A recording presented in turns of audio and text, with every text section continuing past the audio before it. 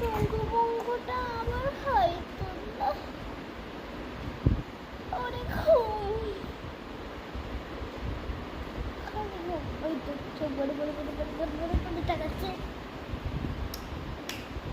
খালি দিদির দিকে নজর, খালি দিদির দিকে নজর, খালি দিদির দিকে নজর।